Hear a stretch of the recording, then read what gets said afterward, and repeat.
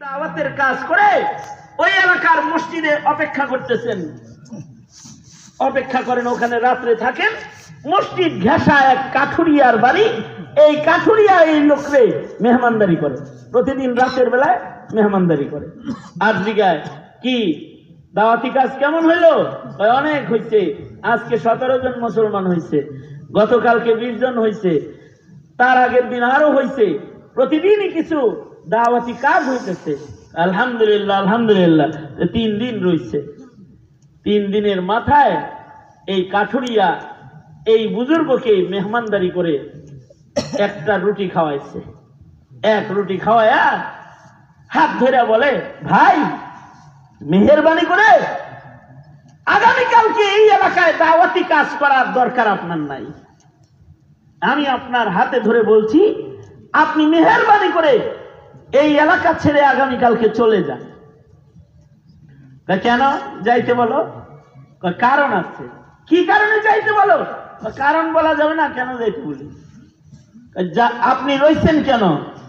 কারণ আছে। কি কারণে রইছেন? কারণ আছে। কারণ বলেন। তা বলা যাবে না। আপনি যদি না বলেন তাহলে তো আমি যাব না এলাকা থেকে। দেখেন, প্রথম দিন আপনাকে আমি 3টা রুটি খাওয়াইছি, দ্বিতীয় দিন 2 রুটি খাওয়াইছি, আজকে 1 রুটি খাওয়াইছি। প্রথম দিন 3 রুটি কেন খাওয়াইছি? সারাদিন আমি জঙ্গলে কাজ করি, যতটুকু ইনকাম আমার হয়, যতটুকু উপার্জন আমার হয়, এই উপার্জন দিয়ে যেটুক আটা কেনা যায় তা দিয়ে 3টা রুটি হয়, এর চেয়ে বেশি কিছু হয় না। আর আমার বাড়ির সদস্য মাত্র 3 জন। আমি একটা রুটি খাই, আমার বিবি একটা খায়, আমার সন্তান একটা খায়। প্রথম দিন আপনি যখন এই মসজিদে অবস্থান করছিলেন, আপনার মুখ দেখে মনে হয়েছে আপনি ক্ষুধার্ত। আমি বাড়িতে গেলাম যে আপনাকে একটু মেহমানদারি করি, যে আমার বিবিকে বললাম, বিবি আমার ভাগের যে একটা রুটি আছে, রুটিটা আমাকে দাও, কারণ আমার মসজিদে একটা মেহমান আছে, তাকে মেহমানদারি করব। আমার বিবি 1 রুটির সাথে তার নিজের রুটি যুক্ত করে 2টি রুটি আমার হাতে দিয়ে বলে, স্বামী নেকি কামাই করবে আর বিবি নেক থেকে বঞ্চিত হবে, হয় না। মেহমান যেমন আপনার মেহমান, ওইটা আমারও মেহমান, দুজনই দরকার হয় উপাস থাকবো, কিন্তু মেহমানের মেহমানদারি করে নবীর সুন্নতের আমল করার জন্য আপনার রুটির সাথে আমার রুটিটা দিয়ে দিলাম। এই আল্লাহর পেয়ারা বান্দা, আমি যখন 2টা রুটি নিয়ে এই মসজিদের দিকে আসতেছিলাম, আমার একমাত্র সন্তান সে বলে, আব্বা তোমরা পিতা মাতা 2 জন নেক কামাই করবে আর আমি বঞ্চিত হব, হয় না। তোমাদের সাথে আমিও আজকে নয় ক্ষুধার্তই থাকবো, মেহমানকে ভালো করে খাওয়াও, কারণ মেহমান খাওয়াইলে আল্লাহ খুশি হয়। এই আল্লাহর ওলি, সন্তান উপাস, নিজে আমি উপাস, আমার বিবি উপাস থেকে প্রথম দিন 3 রুটি তোমাকে খাইয়েছি। দ্বিতীয় দিন রাতের বেলায় তোমাকে যখন মসজিদে পেলাম, নিজের ঘরে গেলাম, 2 রুটি এনেছি, কারণ সন্তান ছোট মানুষ, ওর না খায়া বেশি দিন থাকার মতো শক্তি ওর দেহে নাই। সন্তানের রুটিটা সন্তানকে খাইয়ে দিয়ে গোপনে স্বামী স্ত্রী 2 জনের 2 রুটি দিয়া তোমাকে মেহমানদারি করেছি। আজকে যখন তুমি আমার মসজিদে এশার নামাজ পড়ে ঘরে গিয়ে দেখি বিবি আমার কাতর, এই আল্লাহর প্যারা, তোমার হাতটা আমার পেটে লাগায় দেখো, আমি পেটে কাপড় দিয়ে পেট বেঁধে রেখেছি।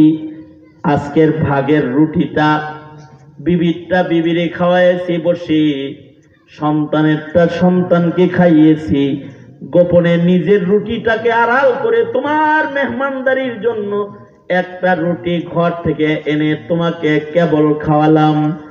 আগামীকাল কেউ যদি তুমি এই এলাকায় থাকো, বলো না বান্দা আমি তোমার মেহমানদারি কিভাবে করব? আমারও তো একটা জীবন আছে, আমার জীবন বাঁচানোর দরকার আছে, তাই তোমারে আমার এলাকা ছেড়ে চলে যেতে কই। আল্লাহর পেয়ারা দাঈ বলে, এই আল্লাহর বান্দা, তবে শোনো, খাবারবিহীন তোমার এলাকায় কেন আমি 3 দিন অবস্থান করতেছি? তোমার বাড়ির হালাল খানা, প্রথম দিন তুমি আমাকে খাইয়েছো 3 রুটি, ওই এক রাত্রে 3 রুটির বরকতে আমি রাসূলকে 3 বার স্বপ্নে দেখেছি।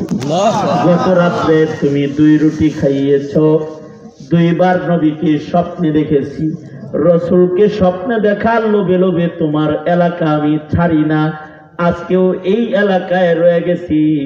যদি তোমার বাড়ির একটু পবিত্র খানা, পবিত্র রান্না আজকেও যদি আমার ভাগ্যে একটু জুইটা যায়, তাইলে ওই খাবারের বরকতে যদি রাসূল একবার হলেও স্বপ্নে দেখা যায়, এ কারণে এই এলাকায় রয়ে গেছি তোমার হালাল খাদ্যের বারাকা অর্জন করার জন্য। এ হলো হালাল পাক খানার আসর। পাক খানা খায়া যদি কেউ ঘুমায়াও যায়, যদি ঘুমায়াও যায়, তার ঘুম বরকতওয়ালা হয়। ইমামে আজম আবু হানিফা রহমাতুল্লাহি আলাইহি ইমাম আবু ইউসুফের বাড়িতে যে হালাল খানা খাইছে, এক রাত্রি হালাল খানা খেয়ে এক রাত্রিতে এশার নামাজ থেকে ফজর পর্যন্ত সময়ে 1000 মাসআলা উনি ইস্তেমবাদ করেছে। হালাল পবিত্র খাবারেরও একটা আসর আছে, আর অপবিত্র খানার একটা পদাসর আছে। এই বিজাতিরা চায় মুসলমানদের পেটে পেটে হারাম ঢুইকা যায়, বিজাতিরা চায়। এ কারণে মুসলমানদের নাপাক খাওয়াইতে চায়, কিন্তু মুমিনের জীবনের শপথ হবে সে নাপাক আহার গ্রহণ করবে না। প্রয়োজনে 1 বেলা খাবে, 2 বেলা না খাওয়া থাকবে, 1 বেলা খাবে, কিন্তু নাপাক ভক্ষণ করবে না। মুমিনের জিন্দেগিতে পবিত্র খাবার যেমন খাইতে হয়, পবিত্র পোশাক যেমন পরতে হয়, পবিত্র জায়গায় থাকতে হয়, পবিত্র আমল নামা রাখতে হয়। এ কারণে মসজিদের ভেতরে যে বেশি থাকতে হয়। তবলিগের একটা স্লোগান আছে, মসজিদের বাইরে সময় কম কাটাবো। তার মানে মসজিদ পবিত্র জায়গা, ওখানে থাকলে মানুষের হৃদয় পবিত্র হয়, বদন পবিত্র হয়, নিজের আমল নামা পবিত্র হয়। নিজেদের আমল নামা কি পাক আমল নামা নিয়ে ঘুরতেছি, নাকি নাপাক আমল নামা কান্দে করে ঘুরতেছি, এইটা খেয়াল রাখা। আমল নামা পবিত্র করার জন্য আল্লাহ তাআলা তওবার আমল দান করছেন বান্দাদেরকে। তওবার মাধ্যমে বান্দা তার আমল নামাকে পুত পবিত্র করবে। কেউ যদি খালিসভাবে তওবা করে, ইস্তেগফার করে, তাহলে ইস্তেগফারের মাধ্যমে তার কৃত গুনাহগুলোকে আল্লাহ তাআলা আমল নামা থেকে মুছে দেন। আল্লাহু আকবার বলেন। তওবা। এখন যেই পরিমাণ গুনাহ হইতেছে আর যেই পরিমাণ আযাব গজব চতুর্দিক দিয়ে আসতেছে, এই ইজতিমাই ভাবে বেশি বেশি তওবার আমলের জরুরত পড়ে গেছে। তওবা করলে কেমন হয়? বৃষ্টি হইলে যেমন গাছের ময়লাগুলো পরিষ্কার হয়ে পাতাগুলো সাফ হয়ে যায়। দীর্ঘদিন বৃষ্টি না হইলে গাছের পাতার অবস্থা কি হয়? ময়লা পড়তে পড়তে পাতার কালার আর থাকে না, তুলার কালার হয়ে যায়। কিন্তু যদি বৃষ্টি হয়, বৃষ্টি হওয়ার সাথে সাথে গাছের পাতাগুলোর ময়লা পয়লা পাতার যেমন একটা চকচকা ঝকঝকা হালত পয়দা হয়, বান্দা যখন তওবা করে, ইস্তেগফার করে, তো বান্দার আমল নামার গুনার নাপাক গুলো ধুইয়া চকচকা হইয়া আমল নামাটা পবিত্র আমল নামায় রূপান্তরিত। সুবহানাল্লাহ। এই কারণে আল্লাহর রাসূল প্রতিদিন 100 বার ইস্তেগফার করেছেন। কতবার? 100 বার। আল্লাহর রাসূল সাহাবীকে ধমকি দিয়ে বলছেন, এই সাহাবী, ইস্তেগফার করিস না কেন? বেশি বেশি ইস্তেগফার করবি, বেশি বেশি ইস্তেগফারের আমল করা, তওবার আমল করা। তওবার মাধ্যমে বান্দার গুনাহ খাতা মাফ হয়। তাইবিন বান্দাকে আল্লাহ তাআলা পছন্দ করেন, মহব্বত করেন। 60 বছর গুনাহ করার পরে কেউ যদি তওবা করে, তার গুনাহ মাফ হয়ে যায়। এখানে আজকে বসছেন তো তওবার নিয়ত করে যদি বসে থাকেন যে আলেম ওলামারা আসছে এখানে, আজকে তওবা করব, তো তওবার মাধ্যমে কৃত গুনাহ মাফ হয়ে যাবে। আমল নামার নাপাক গুনাহগুলো ধুয়ে পড়ে যাবে। শুধু ধুয়ে পড়ে যাবে না, খালিস তওবা করলে পরে আমলনামার গুনাহকে আল্লাহ তাআলা উলাইকা ইউবাদদিলুল্লাহু সাইয়্যাতিহিম হাসানাত, নেকির দ্বারা আল্লাহ তাআলা গুনাহকে পরিবর্তন করে আমলনামায় উঠায় দেন।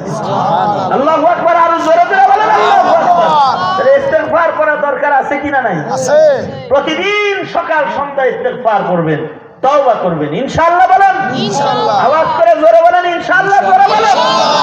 সন্ধ্যায় তওবা করবেন, দিনের গুনাহ মাফ হয়ে যাবে। সকালে তওবার আমল করবেন, রাতের গুনাহ মাফ হয়ে যাবে। দিনে রাত্রে বান্দার গুনাহ হইতে থাকে, তো সকাল সন্ধ্যা তওবার আমল করতে থাকবে। কারণ তওবাকারী বান্দা কেমন? আল্লাহর রাসূল বলেন, আত-তাইবু মিনাজ যামবি কামান লা যামবা লাহু। আল্লাহর রাসূল বলেন,